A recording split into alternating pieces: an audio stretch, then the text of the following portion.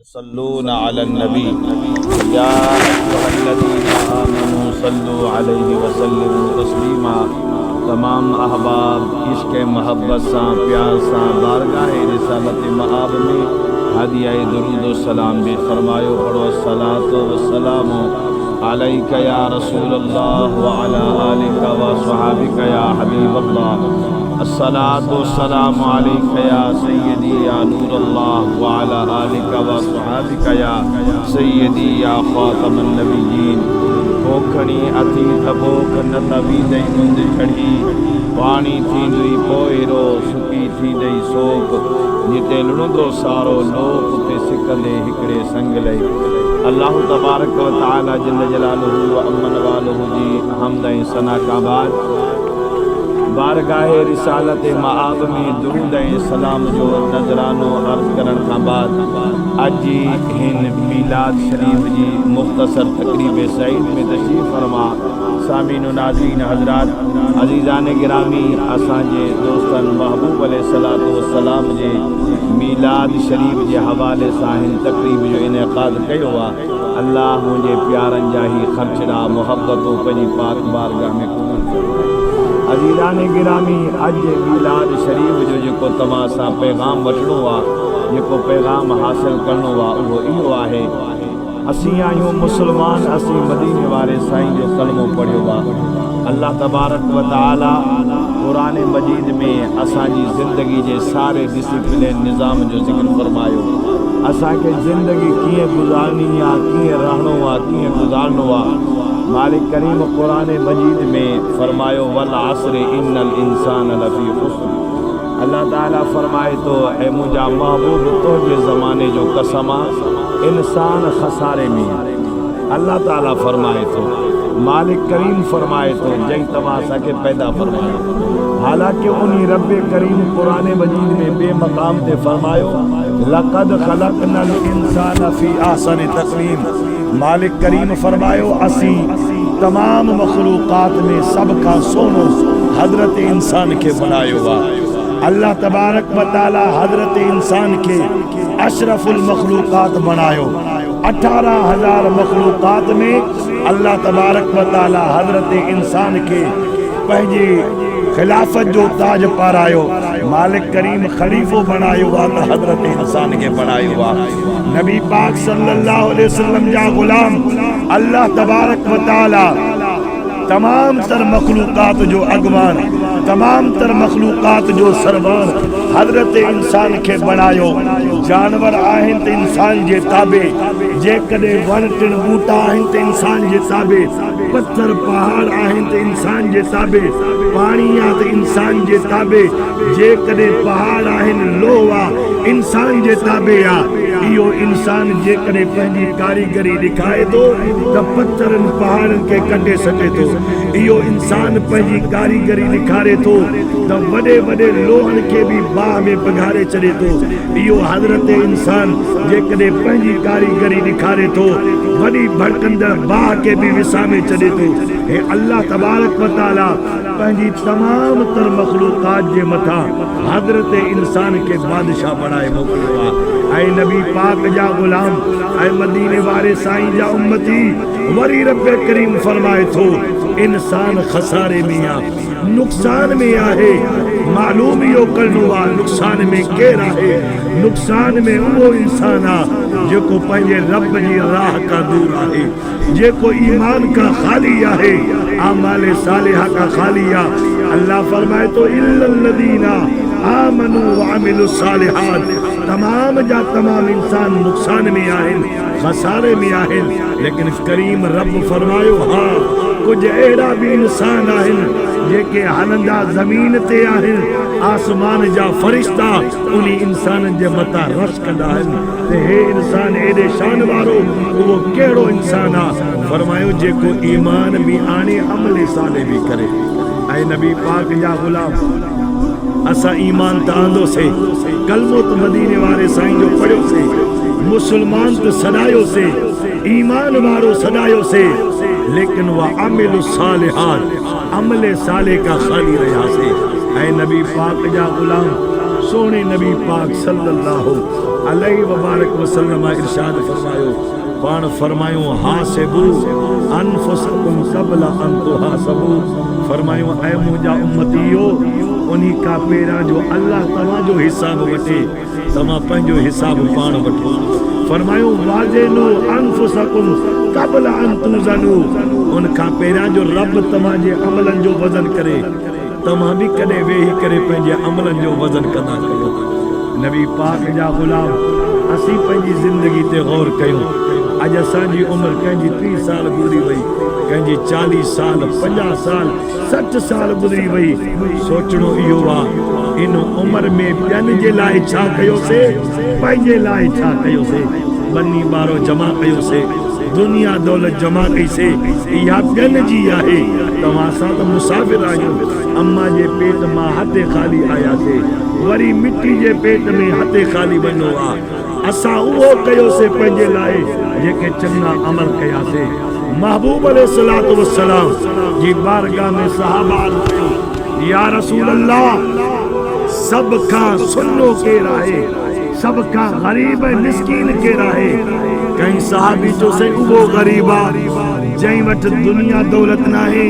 कंहिं चयोसीं उहो गरीब आहे जंहिं वटि पंहिंजो घर नाहे कंहिं चयोसीं उहो गरीब आहे जंहिं वटि पाण जा लटा नाहिनि ओजे मुंहिंजे दिलबन नबी फरमायो ना गरीब उहो आहे क़यामत जे ॾियारे जंहिंजो पलड़ो चङे अमलनि खां ख़ाली हुजो सभ खां गरीब आहे फरमायो क़यामत जे ॾियारे उहो अमीर हूंदो जंहिं वटि नेक घड़ियूं हुजनि ऐं नबी पाक जा गुलाम ऐं हुज़ूर जा उम्मती असां तवज्जो करणी आहे असीं पंहिंजी ज़िंदगी में छा कयो आहे ऐं असांखे छा करिणो आहे अचो आमाले सालिहा जी कोशिशि कयूं नमाज़ 5 गाना जी पाबंदी कयूं ॿियूं अहिड़ियूं इबादतूं आहिनि का साल में ईंदी आहे रमज़ान जा रोज़ा साल में रखियासीं हज बा उन्हीं जे मथां जेके ताक़त आहे उहो करे ज़कात उन्हीं खे ॾियणी आहे जेको साहिब इस्तिताअत आहे लेकिन नमाज़ अहिड़ी शइ आहे अमीर आहे या ग़रीब आहे कच्चे जो रहंदड़ आहे या पक्के जो रहंदड़ आहे मर्द आहे या औरत आहे कोड़ो आहे या जवान आहे सभिनी जे मथां फ़र्ज़ आहे ऐं नबी पाक जा गुलाम बुजुर्गनि लिखियो आहे रोज़े माशर के जान बुदाद बुवद अव्वली पुरसिश नमाज बुवद फरमायो जॾहिं क़यामत जो ॾिहाड़ो जान ॻरी रही हूंदी अल्लाह ताला सभ खां पहिरियां पुछा नमाज जी कंदो हाय अफ़सोस असां वटि बनी जे लाइ टाइम आहे कारोबार जे लाइ टाइम आहे यारनि दोस्तनि जे लाइ टाइम आहे टाइम नाहे त नमाज जो टाइम नाहे कंहिं चवण वारे चयो हो उन्हीं का पहिरियां जो तव्हां असांजी नमाज़ पढ़ी वञे असीं नमाज़ पढ़ूं ऐं नबी पाक जा गुलाम हिकिड़ो वक़्तु अचिणो आहे असांखो पुछाणो थियणो आहे अचो पंहिंजे रब खे राज़ी कयूं नमाज़ 5 गाना जी पाबंदी कयो फर्ज़ आइन आहे फरमायो हर शइ माफ़ थी सघे थी नमाज़ कंहिं बि हालत में माफ़ नाहे हत्ता के जेकॾहिं को मरीज़ आहे बीह करे नथो पढ़ी सघे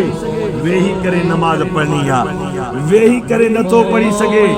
लेटी करे नमाज पढ़नी आहे फरमाए जेकॾहिं लेटी करे भी नथो पढ़ी सघे इशारनि ते भी नमाज न चवणी आहे नमाज पढ़नी आहे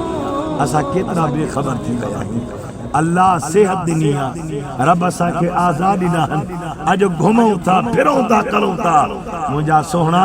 हिकु वक़्तु अचण वारो आहे इन उज़वनि मां साह छॾाइजी वेंदो पोइ असां छा कंदासीं अचो उन खां पहिरियां जो इहे ॾुखिया लम्हात अचनि पंहिंजे रब खे राज़ी कयूं नमाज़ 5 गाना जी पाबंदी कयो अल्लाह जा घर आबाद कयो कुरान पाक जी तिलावत कयो इंशा अल्लाह ताला पोइ जीअण बि मदीनो आहे त मरण बि मदीनो आहे अॼु असांजे घरनि मां बरकतूं छो हलियूं वयूं अॼु असांजी रोज़ी में बरकत न रही आहे अॼु सुकून ऐं करार छो हलियो वियो आहे इन जे लाइ जो असां नमाज़ खां दूर थी वियासीं रब जी बंदगी खां दूर थी वियासीं पंहिंजे घरनि खे कलमे क़ुरान सां आबाद कयो नमाज़ 5 गाना जी पाबंदी कयो जेकॾहिं मस्जिद शरीफ़ में पहुची सघो था ठीकु आहे पहुचो कोशिशि कयो जेकॾहिं न पंहिंजे फसल ते बीठा आहियो महबूब जे सदके हिन उम्मत खे पूरी रूए ज़मीन मस्जिद बनाए करे ॾिनी वई आहे यारो उते भी नमाज पढ़ो लटो नाहे ज़मीन ते नमाज पढ़ो मुंहिंजो रब कबूल करण वारो आहे करीम तव्हांजो कबूल कंदो अॻियनि क़ौमनि में छा हूंदो जेकॾहिं कोई सफ़र ते वञे हा पंहिंजी इबादत गाह जी मिटी खणी करे कुल्हनि ते वञनि हा, बनी ते वञनि हा, कारोबार ते वञनि हा, यारनि दोस्तनि ते वञनि हा, पोइ मिटी हूंदी विछाए करे नमाज़ पढ़ंदा हा। नबी सही रब जी बारगाह में अर्ज़ कयो, या अल्लाह इहो बार मुंहिंजी उम्मत खे न खणाइजां, मुंहिंजी उम्मत जे लाइ आसानी पैदा कजां। अल्लाह करीम फरमायो, मुंहिंजा यार तुंहिंजे सदे जे सदके मां पूरी रूए ज़मीन खे तुंहिंजी उम्मत जे लाइ मस्जिद बणायां थो। तुंहिंजो उम्मती दुकान में आ, मकान में आ, ॿाराड़ी में आ, कच्चे में आ, पक्के में आ, बनी ते आहे, नमाज पढ़ण उन्हीं जो कम आ, कबूल करमा रब रहमान जो कम आहे। मिठा साईं एडी आसानी महबूब जो दीन असां जे लाइ आसानी पेश करे थो। अचो पंहिंजे दीन सां प्यार कयूं, अचो नमाज सां मोहब्बत कयूं, नमाज सां प्यार कयूं। इंशाअल्लाह ताला खुदा जो कसम आहे, इन्हीं नमाज सां तुझे दिल के सुकून मिलंदो, तुझे दिल के करार मिलंदो, तुझे घर में बरकत ईंदी, तुझे रिज़्क में बरकत ईंदी। खुदा तुझी दुनिया भी सोहणी कंदो, तुझी कब्र भी रोशन थी वेंदी, त हशर भी रोशन। महबूबन करीमन फरमायो, जॾहिं मोमिन नमाज जो वुज़ू कंदो आहे, फरमायो सिर्फ हथ धोए थो, हथ धोईंदे अल्लाह हथनि जा गुनाह माफ़ करे छॾींदो आहे। फरमायो जॾहिं उहो पंहिंजो चेहरो धोईंदो आहे, चेहरो धोईंदे अल्लाह ताला चेहरे जा गुनाह माफ़ कंदो आहे। मथे जो मसो कंदो आहे। इंसान जे दिमाग़ में जेके बुरा ख़्याल ईंदा आहिनि, ग़लति ग़लति सोचूं ईंदियूं आहिनि,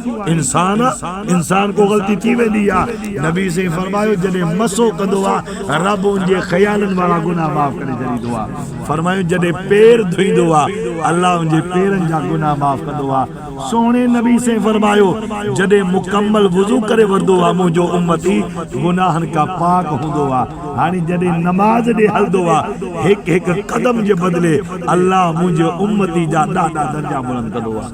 ॾाढा नेकियूं ॾींदो आहे। हे नबी पाक जा गुलाम, क़यामत जे ॾियारे हिकिड़ी नेकी बि काराई थी हूंदी, हिकिड़ी नेकी जे लाइ माण्हू परेशान हूंदा, अबो अम्मा मोटाए छॾींदा, भाइर भेनरूं मोटाए छॾींदा। रब जो क़ुरान फरमाए थो, यौम यफिरुल मरउ मिन अखी व उम्मिही व अबीही व साहिबतिही व बनीही लिकुल्लि इम्रिइन मिनहुम यौमइज़िन शानुन युग़नी। ऐ नबी पाक जा गुलाम, रब जो क़ुरान फरमाए थो, क़यामत जे ॾिहाड़े अबो अम्मा औलाद खां बेज़ार,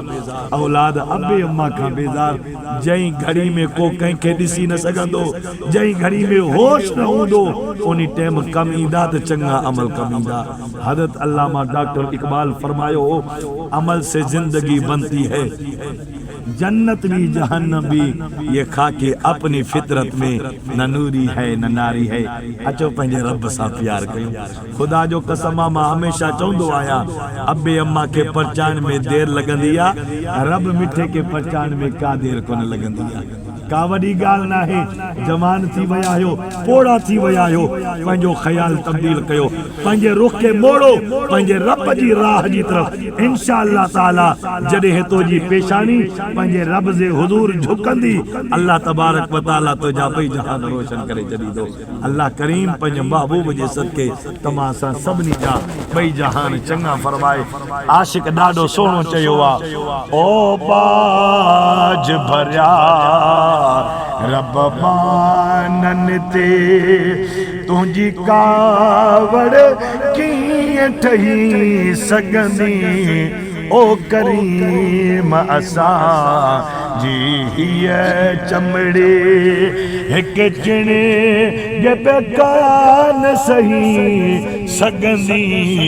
ओ बाज भरिया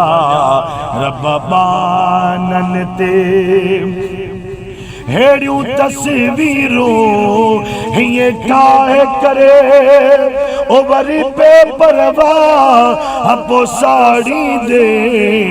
मुजरिम जे मथां साड़ण जी सज़ा जे लाही दे त लही सघंदी,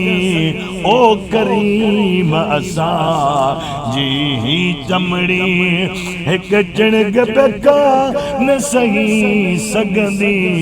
ओ बाज भरिया रब बानन ते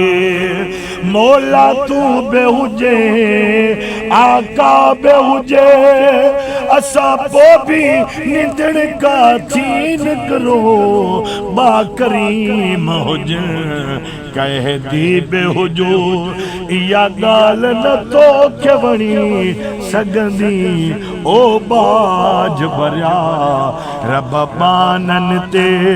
तोनी बेहद रदे बदनाम आया तबे तुझे नबी जो